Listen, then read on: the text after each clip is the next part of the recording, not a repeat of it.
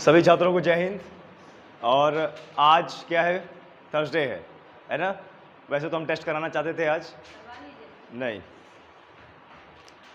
देखो ऐसा है, एक चीज़ हम आपको बताएं, जब कोई टीचर यहाँ पे आ जाता है तो वो कोई कलाकार नहीं है, तो बीच में नहीं बोला करते। It's a very wrong habit if you are interpreting someone, है ना? तो ये गलत हैबिट होती है। अब ये बताओ, मैं कोई गाना थोड़ी गा रहा हूँ, तुम बोल रहे हो वाह वाह बहुत अच्छा, दूसरा सुनाओ, ऐसा नहीं, गलत बात। बीच में इंटरप्रेट नहीं करना है, क्लियर है? हम जो टारगेट लेके आते हैं फिर इतना भयंकर गुस्सा आता है कि गर्दन में दो और गर्दन मुड़ जाए ऐसे। सुनो ध्यान से, आज का हमारा जो टॉपिक है वो क्या है? हमारा जैन धर्म, क्लियर है? बौद्ध धर्म खत्म हो चुका है, आज हिस्ट्री है ना? हिस्ट्री है ना? आज ज्योग्राफी हो चुका है, ज्योग्राफी का बांध, नदियाँ, पहाड़, दर्रे, ये सब कंप्लीट हो गया है। आज हमारा जैन धर्म है। जैन धर्म के जितने पॉसिबल क्वेश्चन आज हो सकते हैं, आज और कल में हम इसको कंप्लीट कर देंगे, क्लियर है? जैन धर्म जो बार बार पूछा जाता है, यूपी SSC पेट में पूछा जाएगा, किसी भी एग्जाम में पूछा जाएगा, क्लियर है? आए समझ में? और देखिए बॉयज एंड गर्ल्स, सबसे पहले थोड़ा सा हमें प्रचार करना होता है तो प्रचार कर लेते हैं। देखिए SSC GD, SSC कौन सा? GD, जो SSC GD का बैच है एकेडमी में, कब चल रहा है?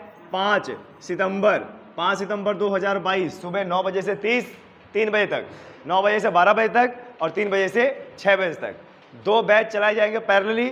और इसी 5 सितंबर शिक्षक दिवस के दिन यूपी पुलिस का, जिसकी आगामी 40,000 पद हैं, इसका जो बैच है वो चलाया जाएगा मॉर्निंग 9 से 12 और 3 से 6, 2 पैरेलल बैच चलेंगे, क्लियर है? तो जो भी छात्र, जो भी दोस्त और जो भी लोग आप लोगों के साथ तैयारी करना चाहता है और या आगामी नौकरियों में अपना सुनिश्चित जगह करना चाहता है, तो वो 5 तारीख से बैच जरूर ज्वाइन करे। जितने भी नए छात्र हैं, ठीक है, जिन्होंने पेट का फॉर्म नहीं भरा है, और मान लीजिए अगर भरा भी है तो कोई दिक्कत की बात नहीं भरा है तो उनके लिए अलग से बैच चलाया जाएगा, क्लियर है?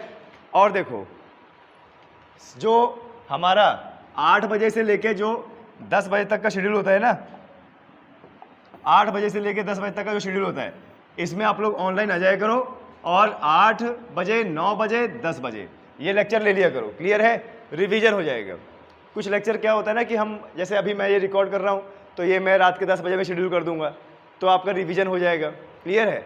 हम जब किसी सरकारी नौकरी की तैयारी करते हैं ना, तो कोई सब्जेक्ट GK GS का, और GK GS इस आदमी सबसे ज़्यादा भूलता है, हिस्ट्री, जियोग्राफी, संविधान, पॉलिटी, ये सब, यही सबसे ज़्यादा आदमी भूलता है। और इसको अगर वो बार बार फेरता जाएगा तो क्या होगा उससे? बताएं जरा, क्या होगा? रट जाएगा।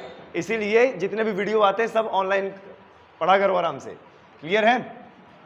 और जैसा कि सर ने बताया आपको कि जो जॉब निकालेगा उसको एकेडमी से बहुत सही प्रावधान है, ठीक है?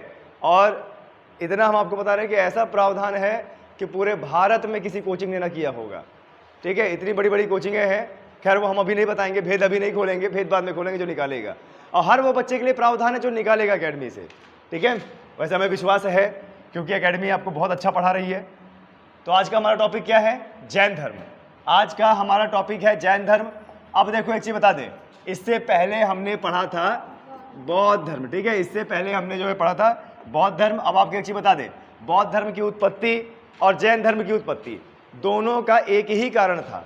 बौद्ध धर्म की उत्पत्ति इसलिए हुई थी, क्यों? क्योंकि समाज में उस समय आज से लगभग 2500 ईसा पूर्व, 2500 नहीं, लगभग 2500 साल पहले, आज से लगभग 2500 से 3000 साल पहले समाज में ऐसे ऊंच नीच आ गई थी, भेदभाव आ गया था, जिससे पूरा का पूरा समाज 4 वर्णों में बट गया। और वो 4 वर्ण क्या क्या थे? ब्राह्मण, क्षत्रिय, शूद्र और वैश्य। उससे भी पीछे जाएं, 2500 साल पहले से भी पीछे जाएं, तो ये जो वर्ण बने, ये वर्ण जात नहीं बल्कि क्या था? कर्म। क्या था? कर्म। अब कर्म का मतलब क्या होता है? कार्य। कर्म का मतलब क्या होता है? कार्य। आया समझ में? अब जैसे देखिए, अब इस एक चीज मैं आपको बता दूं, जैसे अभी आपने देखा होगा, अभी आप लोगों ने देखा होगा नाम कैसे होते हैं। जैसे नाम आपने देखा होगा लास्ट में क्या लगता है? अहिर, है ना? अहिर लगता है। तो आपको बता दें, आज से 2500 से 3000 साल पहले अहिर जात नहीं था। अहिर का मतलब होता है ग्वाला, ठीक है? अहिर का मतलब क्या था? ग्वाला। और ग्वाला मतलब गाय चराने वाला, जब पुराने बस्तियों में पुराने समय पूरे गांव का गाय चराने का बेड़ा जो उठाता था, जो गाय चराने का कार्य करता था, उसको क्या बोलते थे? आहिर। और क्या बोलते थे? ग्वाला, है ना? या फिर क्या? यादव। या फिर कुछ लड़के क्या है ना कि समझते हैं कि भाई हम लोग राजा महाराजा से हैं, तो यदुवंशी, यदुवंशी, है ना? तो ये यदुवंशी लगाने की जरूरत नहीं है, सिर्फ इतने ही समझ जाइए, जैसे यादव हो गया, अहिर हो गया, ग्वाला हो गया, तो ये क्या थे? इनका काम क्या था? गाय चराने का काम था। ठीक है, आए समझ में? और इसी कुल में इन्हीं के बीच हमारे जो कृष्ण भगवान है वो पले बढ़े हैं। कृष्ण भगवान को भी यदुवंशी बोला जाता है। ठीक है, आए समझ में? इन्हीं के बीच जो है कृष्ण भगवान पले बढ़े। और कृष्ण भगवान भी क्या थे? ग्वाले ही थे ना। कृष्ण भगवान ग्वाले थे, यानी यादव थे, आहिर थे। तो अब कृष्ण भगवान को ओबीसी बता दो, है ना? उनका कोटा लग जाएगा, यहाँ पे नौकरी पा जाएंगे। ऐसा नहीं है, आपको बता दें। तो ये कौन सा कर्म था? ये कौन सा कर्म था? गाय चराने का काम था। अच्छा, एक और होता है क्या? सोनार। सोनार, सोनार कैसे नाम पड़ा? सोना, सोना, सोने का कार्य करने वाला सोनार, यानी जो सोना को आकृति देगा वो कौन होगा? सोनार। ठीक है, इसी से क्या हुआ? देखो आगे चल के क्या हुआ? लोहार, लोहा को आकृति देने वाला लोहार। और क्या देखो हुआ? कुंभकार। कुंभकार का मतलब क्या है? मिट्टी को आकार देने वाला क्या है? कुंभकार, है ना? अच्छा, पूरे समाज को पानी पिलाने वाला, पानी ढो के रखने वाला कहार। ठीक है, आया समझ में? अब जब किसी गांव के बगल में मान लो नदी बह रही है और नदी से इस पार से उस पार कराने वाला केवट। ठीक है, तो आपको बता दें, जब ऋग्वेद काल में जात पात नहीं था तो आदमी अपने कर्म के हिसाब से जाना जाता था, कार्य के हिसाब से। और उस समय क्या हुआ करता था? ये जो होते थे ना, गाय चराना, सोनार, लोहार, कुंभकार। अच्छा, एक और है बढ़ई। इसका कार्य क्या था? लकड़ी को आकार देना। किसको? लकड़ी को आकार देना। तो ये सब पता है, राजा के नवरत्न हुआ करते थे। राजा क्या हुआ करते थे? नवरत्न हुआ करते थे। क्लियर है? अच्छा, नवरत्नों में एक और आया करता था, जो नगर की सफाई करता था। कौन करता था? नगर की सफाई। अच्छा, उस समय क्या हुआ करता था? ये जो हुनर है, जो भी व्यक्ति के पास ये हुनर हुआ करता था, वह अपने बच्चे को सिखाता था, और नतीजा उसके बाद उसका बच्चा चलाया करता था। क्लियर है? और ऋग्वेद काल में ये व्यक्ति कोई भी बन सकता था। एक राजा का लड़का भी ग्वाला बन सकता था, राजा का लड़का सोनार भी बन सकता था, राजा का लड़का लोहार, कुंभकार और बढ़ई, सफाई क्या बोलते हैं, सफाई वाला, कहार, केवट सब बन सकता था। उस समय कोई जात पात नहीं था। और आपको बता दें, एक राजा का लड़का किसी केवट या किसी कुंभकार या किसी भी ऐसा व्यक्ति जो यहाँ पे जैसे सोनार है, उसकी लड़की से शादी कर सकता था। और कोई इन्हीं में से सोनार, लोहार, कुंभकार, सफाई वाला या बढ़ई वाला, इसका लड़का किसी राजा की लड़की से शादी कर सकता था। अब आप सोचिए, अगर कोई इनका लड़का राजा के लड़की से शादी कर सकता था तो उस समय क्या जात पात थी? नहीं थी। ठीक है, एक और वर्ण आता है जिसको क्या बोलते हैं बताइए? क्षत्रिय। ये कास्ट नहीं है, ये क्या है? कर्म है। क्षत्रिय का मतलब देश की सेवा में अर्पण हो जाना, देश की सेवा करना और देश को आक्रमण से बचाना। अब क्षत्रिय में कोई भी हो सकता है। अभी आपको बता दें, जैसे भारतीय सेना है, भारतीय सेना में तो कोई भी भर्ती हो सकता है कि नहीं हो सकता है? अब देखिए, भारतीय सेना में 2019 से लड़कियों को भी जीडी में लिया जा रहा है, CMP, central Corp of military police, women military police. ठीक है, अब ये बताइए, क्या सभी लड़की एक ही कास्ट से जाके वहां पे भर्ती हो जा रही है क्या? नहीं ना, अलग अलग कास्ट से लड़कियां जा रही हैं। तो जितनी भी लड़कियां सेना में जा रही हैं, सबके सब क्या कहलाएंगी? क्षेत्रीय। उस समय ऋग्वेद काल में जो पूजा पाठ कराता था, जो कौन पूजा पाठ कराता था, उसको बोलते थे पंडित। क्या बोलते थे? पंडित। ठीक है, आज अगर कोई अपने आप को बोल रहा है कि भैया मैं ब्राह्मण जात का हूं या पंडित जात का हूं, वो वास्तव में ब्राह्मण और पंडित नहीं है। वो पंडित कब कहलाएगा? जब वह कर्मकांड कराएगा। कर्मकांड मतलब जब वह हवन, पूजा पाठ कराएगा। किसका कराएगा? दूसरे का। तब वह पंडित ब्राह्मण कहलाएगा। इसके बाद एक और था, क्या वर्ण? ब्राह्मण। ठीक है, ब्राह्मण का मतलब शिक्षा देना। ब्राह्मण का मतलब क्या था? शिक्षा देना। उस समय भी बड़े बड़े गुरु हुआ करते थे, तो शिक्षा दिया करते थे। ध्यान दीजिएगा, आज भी अगर तुलना करें तो इस विश्व में जितने लोग शिक्षा दे रहे हैं सब किस कैटेगरी में आएंगे? ब्राह्मण कैटेगरी में आएंगे। ठीक है, एक और था कौन सा? वैश्य। एक और क्या था? वैश्य। आप बताइए, हमारे राज्य को, देश को अगर चलाना है तो कौन चलाता है? व्यापारी लोग, बड़ा बड़ा व्यापार करके, बड़ा बड़ा उद्योग करके, और अपने उद्योग से वह देश को पोषित करते हैं, अपने उद्योग से वह सरकार को टैक्स देते हैं, और सरकार के पास टैक्स आता है, नतीजा सरकार देश में खर्च करती है पैसा।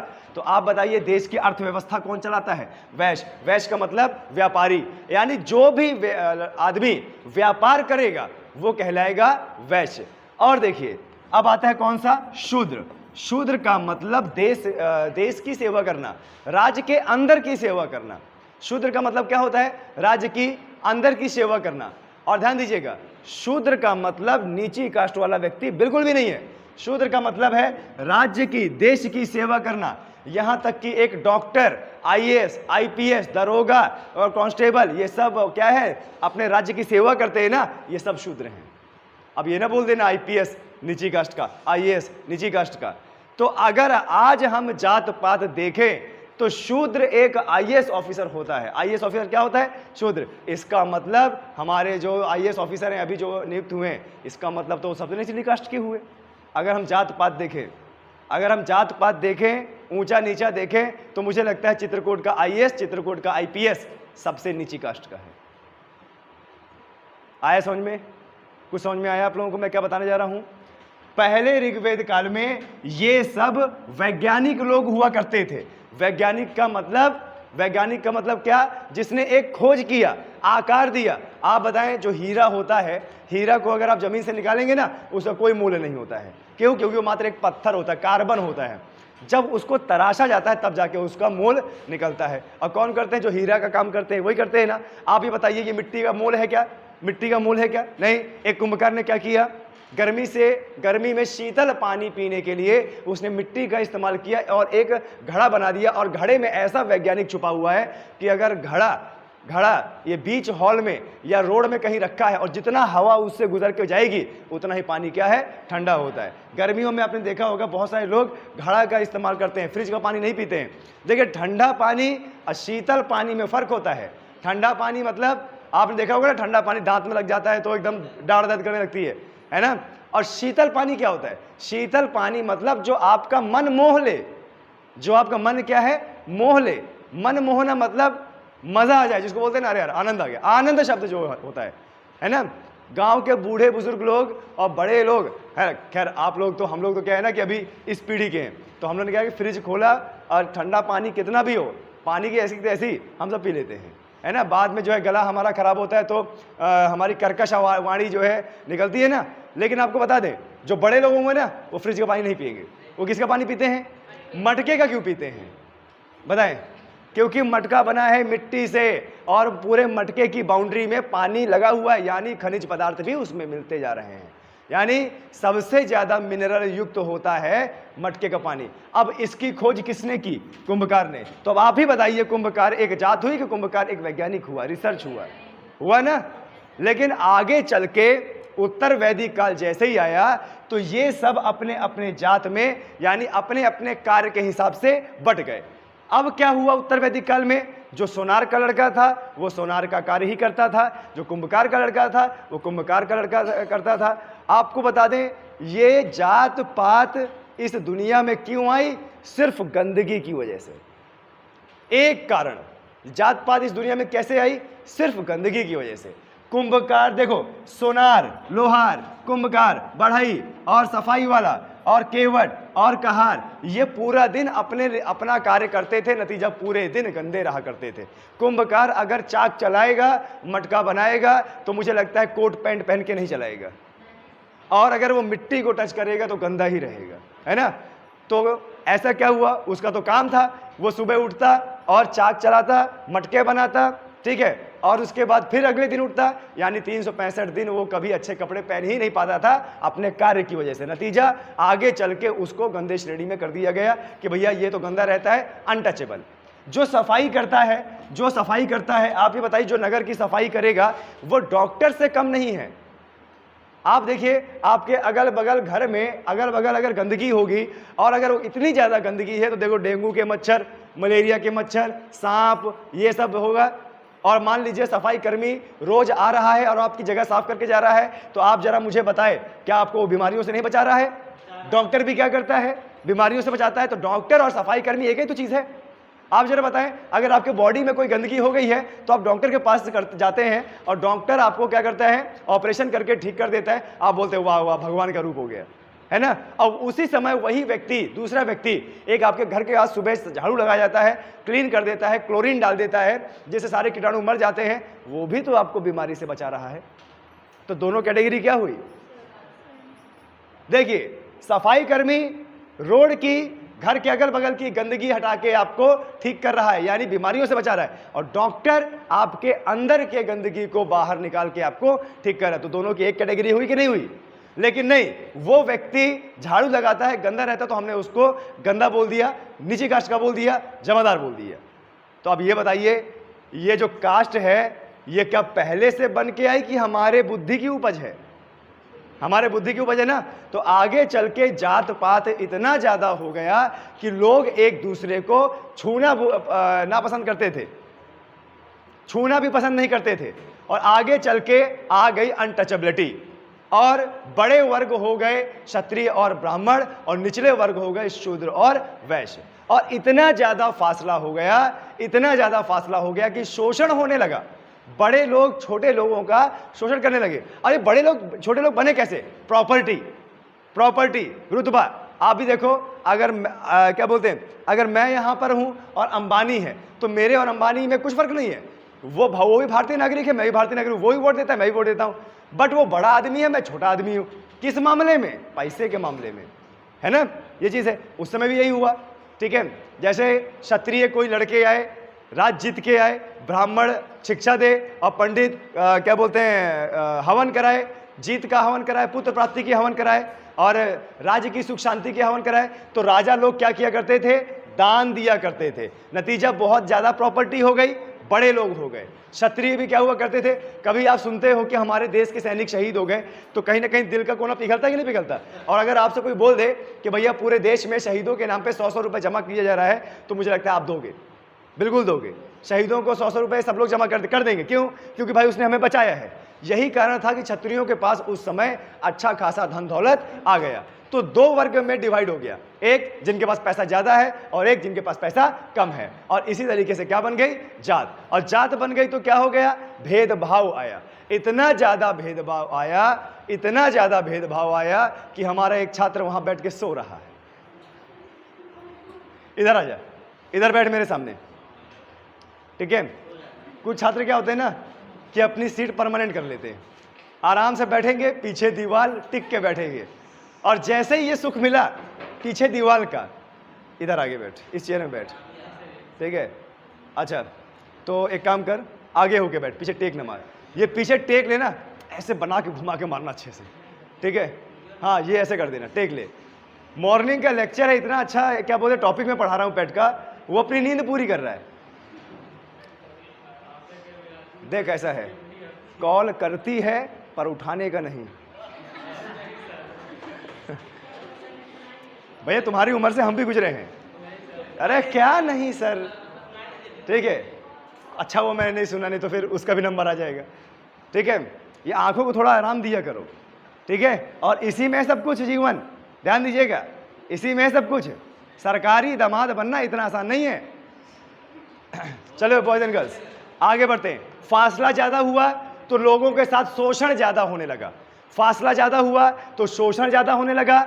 जो नीचे तबके के लोग बन गए, मानसिकता की वजह से उनको पढ़ने का अधिकार नहीं था, पनघट में पानी भरने का अधिकार नहीं था, और जो उच्च वर्ग के लोग थे उनके सामने चलने का अधिकार नहीं था। अगर वह चलेंगे तो पीछे झाड़ू और आगे मटकी में पानी भर के चलेंगे। ऐसा क्यों? कि वो जो नीचे तबके के लोग हैं ना, अगर जाएं और पीछे झाड़ू है तो रास्ता साफ करते जाएं। इतना ज्यादा भेदभाव आ गया। महिलाओं को अच्छे कपड़े पहनने का अधिकार नहीं था, पढ़ने का अधिकार नहीं था, मंदिर में जाने का अधिकार नहीं था।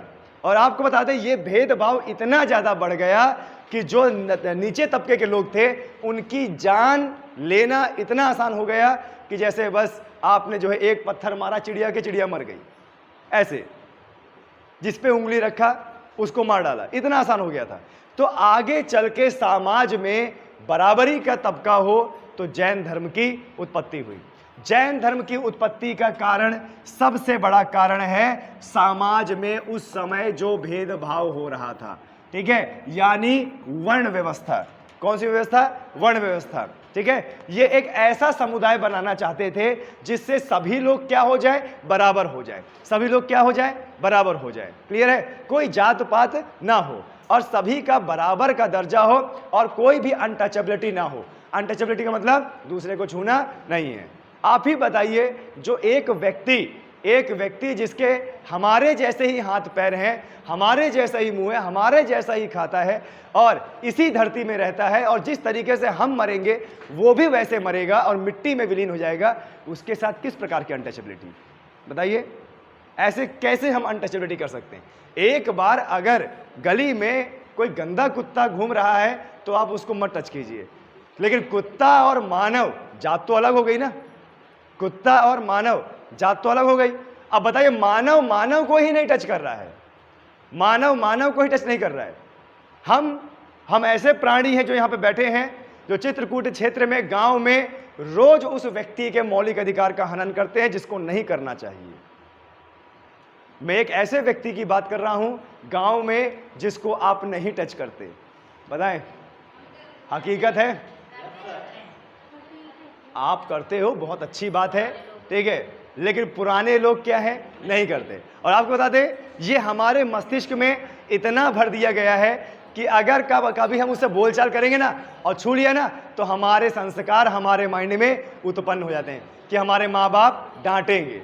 लेकिन आपको बता दें, अगर मानव को ही टच नहीं कर रहा है, छूने से मना कर रहा है, तो इससे बुरी बात और कोई नहीं हो सकती। सही है? हकीकत है? तो देखिए, आप लोग पढ़े लिखे लोग हैं और आपको बता दें बड़े सभ्य व्यक्ति हैं और देखिए मौलिक अधिकार पढ़े हुए हैं, ठीक है, संविधान पढ़े हुए हैं। कभी भी किसी व्यक्ति के साथ ऐसा व्यवहार मत कीजिएगा जिससे उसकी आत्मा जो है दुखी हो। क्लियर है? इस देश में सभी व्यक्ति को गरिमा से जीने का अधिकार है। गरिमा मतलब सम्मान के साथ जीने का अधिकार है। अगर आप किसी व्यक्ति को टच नहीं कर रहे हो ये सोच के कि वो कास्ट उसकी नीचे है, तो आपको बता दीजिएगा आपके पढ़े लिखे होने का कोई मतलब नहीं है। क्लियर है? और आप इस देश के सभ्य नागरिक नहीं है। किसी का भी जो तबका है, जो औहदा है, जो सम्मान है, वो नीचे ना होने दीजिए। क्लियर है? अब कभी ये गर्व ना कीजिए कि हम बड़ी कास्ट के, कुछ नहीं, कोई गर्व नहीं करना है। हमें एक ही डिपार्टमेंट के अंदर नौकरी करना है कि नहीं करना? जात पात सिर्फ गांव में होता है, ठीक है ना, डिपार्टमेंट में नहीं होता है। आप बताइए, आप अगर सेना में चले जाएंगे तो गोली तो आप भी खाएंगे, लड़ाई में गोली आप भी खाएंगे, जो बड़ी कास्ट का है वो भी खाएगा, जो छोटी कास्ट का है वो भी खाएगा, तो हो गई ना बराबरी? बताइए। तो कभी किसी के साथ ऐसा व्यवहार नहीं करना है जिससे आपका ऐसा लगे मतलब जात पात आप कर दो, ऊंच नीच कर दो। नहीं, ये सिर्फ हमारी मानसिकता है और कुछ नहीं। क्लियर है? और ये जात पात हम ही ने बनाया है, मनुष्य ने बनाया है, भगवान ने नहीं बनाया है। भगवान अगर जात पात बनाता तो आपको बता दें, हर जात के आदमियों को, लड़कों को, लड़कियों को वो कुछ अलग प्रकार का अंग दे देता। जैसे मान लीजिए ब्राह्मण को 4 पैर, ओबीसी को 8 पैर, तो देखो फर्क हो गया ना भैया, वो बड़ी कास्ट के, छोटी कास्ट का। लेकिन जब भगवान ने सबको एक ही जैसा बनाया है तो फर्क किस बात का है ना? कभी ऐसा नहीं करना है। और सनराइज करियर एकेडमी के छात्रों से तो मैं कभी एक्सपेक्ट नहीं करूंगा कि वो इस तरह की हरकत करें, और वो हरकत अगर इस तरीके से करेंगे तो वो उनका अंतिम दिन होगा इस क्लास में। ठीक है, चलिए, जैन धर्म की शुरुआत हुई, जैन धर्म का समुदाय बना, और जैन धर्म का समुदाय बना। अब इन्होंने एक अपना आश्रम बनाया। आश्रम में उन सभी लोगों को बुलाया जो आप बोल सकते हो सताए हुए थे, जिनका शोषण हो रहा था, कि भाई आप हमारे ग्रुप में आइए, आप हमारे ग्रुप में आइए, और यहां पर आपकी कोई कास्ट नहीं पूछी जाएगी, यहां पर आपका बराबर का सम्मान होगा, और यहां पर का कोई ऊंचा नीचा नहीं होगा, सब बराबर में बैठेंगे, खाएंगे, पिएंगे, तपस्या करेंगे। अच्छा, क्योंकि हम पढ़ रहे हैं जैन धर्म, तो आपको पता होना चाहिए जैन धर्म की उत्पत्ति हुई है जिन शब्द से। ठीक है, जैन धर्म की उत्पत्ति किससे हुई है? जिन शब्द से। और जिन का मतलब होता है विजेता। जिन का मतलब क्या होता है? विजेता। लेकिन किसमें विजेता? इंद्रियों में विजेता। ठीक है, इंद्रियों में विजेता। ठीक है, इंद्रिया मतलब जो हमारे अंदर की इंद्रियां हैं, हमारे देखने का तरीका, बोलने का तरीका, सुनने का तरीका, आकर्षण का तरीका, प्रतिकर्षण का तरीका, इन सब में क्या है? कंट्रोल होना चाहिए। अगर आपको मुक्ति का मार्ग अपनाना है, ठीक है, पैर को ऊपर रख लो, क्या हो गया, आराम से अपन पढ़ेंगे, है ना। सिद्धांत सर की क्लास है, कोई दिक्कत नहीं, तकिया वकिया लेके आया करो, क्लास में पूरा डिसिप्लिन से बैठा कीजिए। क्लियर है? ये अच्छी बात नहीं होती है। आप यहाँ पर पैर लगा, टीचर आपका पढ़ा रहा है और आपके पैर भी देख रहे हैं, अच्छी बात होती है ये? हैं, मैं भी एक चेयर ले लेता हूँ, यहाँ पे रख लेता हूँ पैर, पढ़ाता हूँ फिर ऐसे। नेक्स्ट टाइम नहीं होना चाहिए, ध्यान दीजिएगा। मानते हैं कि बैठे बैठे, ठीक है, बैठे बैठे ऐसा लगता है कि यार थोड़ी देर पैर सीधे कर लें, पर यही तो संघर्ष है। अगर आप इतना नहीं करेंगे तो कैसे आगे बढ़ेंगे बताइए? ये क्या है? कोई बात नहीं, टाइम होने दीजिए, क्या फ़र्क हो गया, टाइम होने दीजिए, कोई दिक्कत नहीं है। पर असलियत जानिए ना, असलियत क्या है। ठीक है, हमेशा हर बार जो है सिलेबस पूरा करना नहीं होता है, अपने मन का भी ज्ञान एक होना चाहिए। जैन शब्द कहाँ से आया है? जिन से। और जिन का मतलब क्या है? विजेता। विजेता मतलब इंद्रियों को जीतना, इंद्रियों को जीतना। और इंद्रियों को जीतने का मतलब ही है कि मोह और माया उतना ही करना जितना हमारा चल सके। आया समझ में? क्लियर है? पैसा उतना ही कमाना चाहिए जिससे दिक्कत ना हो। ठीक है, अभी आपने लोगों ने देखा होगा ना कि हम लोग बड़े मध्यम वर्ग के लोग हैं, आम लोग हैं, है ना, बस एक 30-40 हज़ार की नौकरी चाहते हैं, हम नहीं अंबानी बनना चाहते। आपने देखा होगा जो व्यक्ति ज़्यादा कमाता है उसका रात दिन यही डर रहता है, कंपटीशन, अरे भैया वो मेरे से ज़्यादा ना निकल जाए, वो मेरे से ज़्यादा ना निकल जाए, है ना। अंबानी अडानी चल रहा है ना कंपटीशन, कोई अंबानी पहले होता है, कोई अडानी। और हीरो हीरोइन देखिए, वो 64 लाख एक महीने का बिल भरते हैं, बिजली बिल। हम पूरे ज़िंदगी में 64 लाख कमाते हैं। अब मान लीजिए कि उनका पैसे का जरिया अगर ख़त्म हो जाए, उनको मूवी ना मिले बनाने के लिए, तो हार्ट अटैक से मर जाते हैं। सुना होगा ना, जितने भी बॉलीवुड के हैं, हार्ट अटैक आया। अभी हाल ही में किसी को हार्ट अटैक आया था ना, एक को हार्ट अटैक आया था, के सिंगर था, उसको हार्ट अटैक आया था। ठीक है, तो ये लोग अपनी लाइफ में इतना आगे बढ़ चुके हैं, इतना ज़्यादा इन लोगों को मतलब माया सता रही है कि भाई साहब माया कमाते कमाते ही चल बसते हैं। तो वो माया किस बात की, ये बताइए, वो माया किस बात की जो हमारे काम ही ना आए? आप ये बताइए, अंधाधुन करोड़ों की संपत्ति है, लेकिन जब उसको हम यूटिलाइज ही ना कर पाए तो क्या मतलब? मध्यम वर्ग का आदमी सबसे सुखी रहता है। क्यों? थोड़ा बहुत कमाता है अपने जीवन में और थोड़ा बहुत ऐसी जगह लगाता है जिसमें जीवन भर खुशी रहता है, घर बनवा लेता है, जमीन ले लेता है, बच्चों की पढ़ाई करा देता है। बस यही सपने होते हैं मध्यम वर्ग के आदमी के, और इसी में वो बहुत बढ़िया खुश रहता है। खुश रहता है कि नहीं रहता है? तो यही तो बताया है कि अपने जीवन से प्रेम करना। ठीक है, अपने जीवन से प्रेम करना। क्लियर है? और जीवन से प्रेम इतना ज्यादा करो कि कल को आपको ये बोलने का ना मिले मौका कि फोन उठा नहीं तो नस काट लूंगा। ये मौका नहीं करना है, ये तो जीवन को क्षति हो गई ना। क्लियर है? एक ऐसे जोक बना था, किसी लड़के की प्रेमिका रही होगी, फोन ना उठा रही होगी, तो उसने बोला कि फोन उठा नहीं तो हाथ काट लूंगा, फोन उठा नहीं तो हाथ काट लूंगा। उसने फ़ोन उठाया और उसने बोला मैंने अपना हाथ काट लिया। बोले फोटो दिखा, वो उसमें दांत बने हुए थे, छोटे बच्चे के दांत बने हुए थे उसमें। बोला ये काटा मैंने अपना हाथ। चलिए, आया समझ में? देखिए, आपको बता दें, बॉडी के लिए उतना ही खाइए जिससे बॉडी चल सके, पैसों का उतना ही प्रेम कीजिए जिससे आगे चल सके। क्लियर है? यही चीज़ किसने कहा था? जैन धर्म के लोग ने भी कहा था। आया समझ में? यानी कुल मिला के इंद्रियों को कंट्रोल करना। जब हम अपने इंद्रियों की लिमिट से ज़्यादा चले जाते तभी क्लेश होता है कि नहीं होता है ना? चलिए आगे बढ़ते हैं, बिना समय गवाए आगे बढ़ते। देखिए, ये जैन धर्म के प्रतीक हैं। जैन धर्म भी कुछ कैसे थे? बौद्ध धर्म जैसे दिख रहे हैं ना। और आपको बता दें, ये भी बड़े शांत व्यक्ति थे, इतना ज्ञान की प्राप्ति थी इनके अंदर, इतने ज्ञान की प्राप्ति थी कि ये भी तर्क वितर्क बहुत अच्छा करते थे। और ज्ञान की प्राप्ति का मतलब आखिरकार हमारे जीवन का उद्देश्य क्या है? आप सब लोग एक नंबर के लालची हो, ठीक है, लालची पुरुष लालची औरत यहाँ बैठे हो। आप लोग लालची क्या हो? पैसा कमाना चाहते हो, लाइफ में बनना चाहते हो, और आप पता है क्या, धीरे धीरे दुखों के सागर में डूब रहे हो। कैसे? एक इच्छा है अपने अंदर, एक इच्छा है कि जल्दी जल्दी पढ़ लेते नौकरी करेंगे, जल्दी जल्दी पढ़ लेते नौकरी करेंगे। अब मान लीजिए आपने अपनी इच्छा को इतना ज़्यादा जाहिर कर लिया कि नौकरी नहीं लगी और आपने कर लिया सुसाइड, आत्महत्या। तो देखो आपकी इच्छा दुखों का कारण बन गई कि नहीं बन गई? आपकी इच्छा दुखों का कारण बन गई। इसीलिए उन्होंने क्या बोला है कि कभी भी लाइफ में इतनी इच्छा नहीं करना कि वह आपका जीवन ही ले डूबे। क्लियर? महावीर स्वामी, इनके बारे में पढ़ेंगे। सबसे पहले पढ़ते हैं कि जो हमारे महावीर, भगवान महावीर है ना, महावीर का जन्म कहाँ हुआ है? कुंडलपुर या कुंडग्राम नगर, वैशाली बिहार में। कहाँ पे हुआ है? वैशाली बिहार में हुआ है। जो हमारे भगवान थे, जैन भगवान थे महावीर, ये 24वें तीर्थंकर थे और जैन धर्म के वास्तविक संस्थापक, जैन धर्म के वास्तविक संस्थापक। अच्छा, एक और क्वेश्चन आता है कि एक तरफ हमारे पास जैन धर्म है और एक तरफ हमारे पास बौद्ध धर्म है, ठीक है? बौद्ध धर्म है। इन दोनों में से पुराना कौन है? जैन धर्म। इन दोनों में से पुराना कौन है? जैन धर्म। क्योंकि जैन धर्म के पहले प्रवर्तक कौन थे? ऋषभदेव। कौन थे? ऋषभदेव, ठीक है? अब बताइएगा ऋषभ मैंने सही लिखा है कि नहीं? ऋषभदेव थे। कौन थे?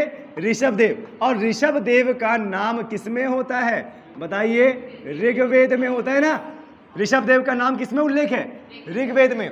और ऋग्वेद में ये जो ऋषभदेव हैं, ये जैन धर्म के पहले तीर्थंकर। टोटल कितने तीर्थंकर हुए? 24। और ये पहले तीर्थंकर, और इनका नाम किसमें है? ऋग्वेद में। अच्छा, ऋग्वेद मुझे नहीं पता, शायद वेदों में ही है, किसी एक वेद में है। थोड़ा सा कंफ्यूजन है यहाँ पे मुझे कि ऋग्वेद में है कि अथर्ववेद में, लेकिन वेदों में है। और वेदों की रचना बौद्ध धर्म से पहले हुई है। इसका मतलब जैन धर्म बौद्ध धर्म से भी पहले का है। आया समझ में?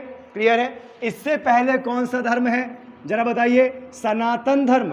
और सनातन धर्म से भी पहले का धर्म कौन सा? शैव धर्म। याद है ना? लिंग की पूजा का प्रमाण मिला है सिंधु घाटी सभ्यता, और सिंधु घाटी सभ्यता इनसे भी पुराना है। यानी भारत का और विश्व का भी सबसे पुराना धर्म कौन सा? शैव धर्म। शैव धर्म के बाद सनातन धर्म, सनातन धर्म के बाद जैन धर्म, जैन धर्म के बाद बौद्ध, के बाद फिर वैष्णव आए। और देखो ईसा भगवान यानी क्रिश्चियनिटी भी हमसे बहुत नहीं है, हम बहुत पुराने, हमारे धर्म बहुत पुराने हैं। क्लियर है? आया समझ में? क्लियर है यहाँ तक? कोई दिक्कत? तो ये जो महावीरा थे 24वें तीर्थंकर थे। कौन से? 24वें। और इन्हीं को जैन धर्म का वास्तविक संस्थापक बोला जाता है। इन्हीं को जैन धर्म का वास्तविक संस्थापक बोला जाता है। और इनका जन्म क्या है? एक क्षत्रिय वंश में हुआ है। इनका जन्म एक क्षत्रिय वंश में हुआ है, कुंडल ग्राम में, बिहार के वैशाली में। बिहार के कहाँ पे? वैशाली में। और क्षत्रिय कुल में हुआ। इनके पिता का नाम क्या था? सिद्धार्थ। इनके पिता का नाम क्या था? सिद्धार्थ। अब देखिए, एक राजा का लड़का जो राजा वंश में पैदा हुआ और समाज सुधारने के लिए उसने अपने राजशाही त्याग दी। 30 वर्ष की उम्र में उसने राजशाही त्याग दी और वनों में गए, ज्ञान की प्राप्ति हुई। 12 वर्ष बाद उन्हें ज्ञान की प्राप्ति हुई ऋजुपालिका नदी के किनारे, साल के पेड़ के नीचे, ठीक है? और जब ज्ञान की प्राप्ति हुई तो वह 42 वर्ष के थे। फिर उन्होंने अपना उपदेश चालू किया कि जीवन का असली महत्व क्या है। और जीवन का आपको बता दूं सब लोगों को, जीवन का असली महत्व यही है कि बिना किसी को दुख पहुंचाए मोक्ष की प्राप्ति करना। बिना किसी को, यानी एक कीड़े मकोड़े को भी दुख नहीं पहुंचाना है। यानी कौन सा मार्ग? अहिंसा का मार्ग। कौन सा मार्ग? अहिंसा मार्ग। वही है जीवन का सत्य, ठीक है? चलिए आगे बढ़ते हैं। क्या बोल रहा है? देखिए, ये होगा कुंडग्राम, क्या है? बिहार। इसमें बिहार ना आके क्या आता है सबसे ज्यादा? वैशाली। कौन से वंश में? क्षत्रिय वंश में। पिता का नाम क्या था? सिद्धार्थ, ठीक है? और कितने उम्र में इन्होंने घर छोड़ा? 30 की उम्र में। ज्ञान की प्राप्ति कितने साल बाद? 12। कब उम्र हो गई थी? कौन सी नदी? ऋजुपालिका। कौन सी नदी? ऋजुपालिका। और कौन सा पेड़? साल के पेड़ के नीचे। बौद्ध धर्म को पीपल के पेड़ के नीचे, है ना? पीपल के पेड़ के नीचे। आगे देखिए, आगे देखिए, महावीर स्वामी। महावीर स्वामी के कितने नाम थे? देखिए 5 नाम थे, वीर, अतिवीर, महावीर, सन्मति, वर्धमान। वर्धमान महावीरा बोलते हैं ना, वर्धमान महावीरा। आगे देखिए, भगवान महावीर का चिन्ह क्या था? शेर था। ये तो यही तो एग्जाम में पूछता है आपके। देखिए ये अजंता और एलोरा की गुफाएं हैं, ये अजंता और एलोरा गुफाएं हैं, और ये कोई भी ईंटा गारा से नहीं बनाया गया है। ये इतनी बड़ी चट्टान थी और चट्टान को बकायदा तराश तराश के बनाया गया है। देख रहे हो ना, ये मूर्तियां, ये पिलर, और ये अंदर जगह, और ये सीढ़ियां, इसके ऊपर लोग घूम रहे हैं, है ना। और ये देखो सीढ़ियां, ये कोई भी ईंटा गारा पटिया कुछ नहीं इस्तेमाल किया गया। दक्षिण का पठार है, ग्रेनाइटिक का बना पठार है, और बहुत बड़ी चट्टान थी। चट्टान को तराश तराश के बना दिया। सोचिए उस समय के कारीगर कितना दिमाग लगाते थे कि पिलर कैसे बनाना है, मूर्ति कैसे बनाना है, लिखना कैसे। और देखिए ये तो पत्थर है, ठोकने में अगर एक बार टूट गया तो टूट गया, है ना। तो कितनी सफाई से देखो उन्होंने मूर्ति बनाई है, और कितनी सफाई से। एलोरा की गुफाएं, अजंता की गुफाओं में जैन धर्म के भी प्रतीक हैं, यानी कुछ गुफाएं वहां पर जैन धर्म को भी समर्पित है। तो ये देखो अजंता एलोरा जो कि महाराष्ट्र में है, वहां एक गुफाएं हैं। आगे देखिए क्या है, भगवान महावीरा का जन्म कब हुआ? 600 ईसा पूर्व में, ठीक है। 540 भी कभी कभी बोलते हैं, ठीक है। खैर ये नहीं आता है, जन्म नहीं आता है। ईसा पूर्व की जो घटनाएं होती हैं वो सटीक नहीं है, 5-10 वर्ष आगे पीछे होता रहता है, ठीक है। तो ये देखिएगा, उनकी माता का नाम क्या था? त्रिशला। उनकी माता का नाम क्या था? त्रिशला। और यह चेतक राजा की पुत्री थी, चेतक राजा, ठीक है। चेतक राजा की क्या थी? पुत्री थी, ये रानी थी, ठीक है। आगे देखिए, ऋषभ देव का जन्म कहाँ हुआ था? अयोध्या नगरी। ऋषभ देव का जन्म कहाँ हुआ था? अयोध्या नगरी। और जो ऋषभ देव हैं ये जैन धर्म के पहले तीर्थंकर, ये जैन धर्म में कौन? पहले तीर्थंकर। और इनका नाम हमारे वेदों में है, यही कारण है कि यह बौद्ध धर्म से पुराना है। क्लियर है? आगे देखिए, उनके पिता का नाम क्या था? सिद्धार्थ। ये महावीरा के नाम, महावीर के पिता का नाम था क्या? सिद्धार्थ। आए समझ में? और यह वैशाली के क्या थे? राजा थे, ठीक है। मतलब उसी के आसपास के क्षत्रिय राजा थे। क्लियर है? ये काफ़ी बार एग्जाम में आता है कि जो महावीरा है उन्होंने कौन से वंश में जन्म लिया था? तो क्षत्रिय कुल में नाम लिया था, ठीक है। अब आगे देखिए, एलोरा और अजंता की देखो ये गुफाएं, क्या लगता है किससे बना होगा? क्या लगता है किससे बना होगा? लग रहा है ना बहुत भवन टाइप में। क्या लगता है किससे बना होगा?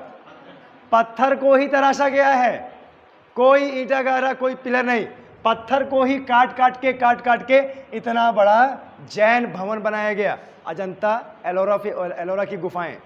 क्लियर है? सोचो उस समय के कितने कुशल कारीगर थे।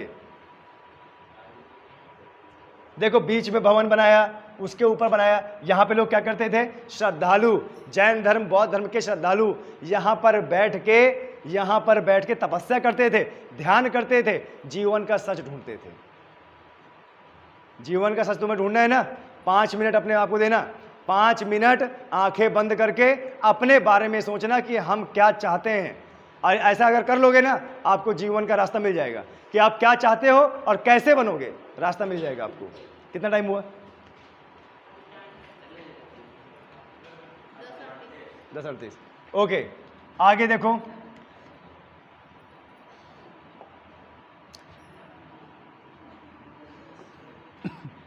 महावीर की निर्माण तिथि क्या है? कार्तिक कृष्ण अमावस। कितने वर्ष की उम्र में तीर्थंकर महावीर ने दीक्षा ली थी? और इसी उम्र में उन्होंने क्या कर दिया था? गृह त्याग कर दिया था, सत्य की खोज में, है ना। सत्य की खोज करने देखो आप लोग यहाँ बैठने आ गए, है ना। सत्य क्या है? भैया हमें नौकरी चाहिए। सत्य क्या है? नौकरी चाहिए। क्यों? क्योंकि माँ बाप ने पढ़ाया है। सत्य क्या है? नौकरी चाहिए। कहाँ जाना है? एकेडमी में। यही सत्य है ना? हाँ, सनराइज एकेडमी में।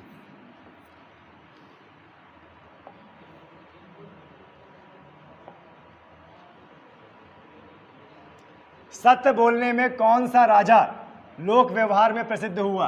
राजा हरिश्चंद्र। बोल रहे हैं, चल राजा हरिश्चंद्र मत, है ना। और आपको बता दें बॉयज एंड गर्ल्स, आज की दुनिया ऐसी है ना, जितना झूठ बोलोगे उतना आगे बढ़ोगे। सही है ना? जितने झूठे बनोगे ना उतना आगे बढ़ोगे। भाई साहब सच ना बोलना कभी। और आपको बता दें, जो पेड़ सीधा होता है ना वही कटता है, और जो पेड़ टेढ़ा होता है ना वो नहीं कटता। क्यों? सीधा बनेगा तखत के पल्ला निकल जाएंगे ना, टेढ़ा वाला बहुत कम करता है। और हाँ, एक चीज़ और, अपने अंदर अकड़ कभी मत रखना, क्योंकि अकड़ वाली लकड़ी बहुत जल्दी टूटती है और लचीली लकड़ी नहीं टूटती ना। तो मन को हमेशा लचीला बनाइए, दूसरों को माफ़ कीजिए। दूसरों ने अगर कोई गलती की है ना तो माफ़ करने का स्वभाव, ठीक है? क्यों? कैसे माफ़ करने का स्वभाव रखना है? जिस तरीके से आप यह उम्मीद रखते हैं कि सामने वाला मुझे माफ़ कर देगा, उसी तरीके से दूसरा भी उम्मीद रखता है कि आप उसे माफ़ कर देंगे। तो कभी किसी से कोई गलती हो जाती है ना तो माफ़ कीजिए। क्लियर है? उसको तुरंत छोड़ दीजिए, एक आंख से देखिए, दूसरे आंख से हटा दीजिए। चलिए आगे देखिए, सुमेरु पर्वत कहाँ पे है? सुमेरु पर्वत जम्बू द्वीप के बीचों बीच में सुमेरु पर्वत है। आगे देखिए क्या है क्वेश्चन हमारा। आगे क्वेश्चन है, भगवान महावीर ने मोक्ष कहाँ प्राप्ति की थी? बिहार प्रांत के पावापुरी में। बिहार प्रांत के कहाँ पर? पावापुरी में। आप देख रहे हो कि जैन धर्म का, बौद्ध धर्म और ये सब बिहार में अध्ययन किया है ना, और बिहार को ऐसा आशीर्वाद लगा है इनका, सबसे ज्यादा आईएएस पीसीएस नौकरी वाले बिहार से। अब मैंने खुद पढ़ते हुए देखा है बिहार के लड़कों को, ठीक है? वो 2 दिन खाना नहीं खाएंगे लेकिन पढ़ेंगे जरूर।